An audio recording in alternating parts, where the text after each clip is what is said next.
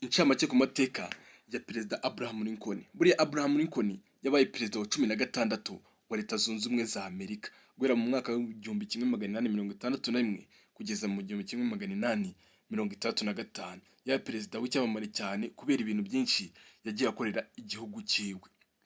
Buriya yaje guhagarika ibintu by'ubucakara, nyine abohora abacakara benshi cyane barenga mu mamiliyoni, abaha ukwishyira ukizana.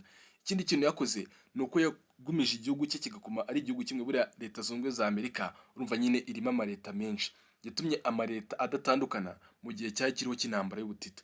None ikindi kintu azwiho cyane, hari speech ye ikunda gukoreshwa n'abantu benshi yo bita the Gettysburg Address. Ni speech irimo amagambo y'ubwenge yagiye akoresha, na n'uyu munsi bakaba bakimwibukiraho. Rero yaje gupfa, apfa mu mwaka w'igihumbi kimwe magana inani mirongo itatu na gatanu, igihe yaragiye muri teatire, nyine yagiye kwirebera uburyo bakina tiyatire, aho bita muri za theater, nyine aho bakiniye amatiratire.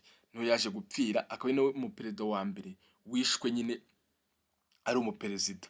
Ikindi kintu gitangaje kuri we, buriya Abraham Lincoln yari umuntu ukina ibintu bya wrestling, kandi mu mikino yose yagiye akina buriya yatsinzwe umukino umwe wenyine.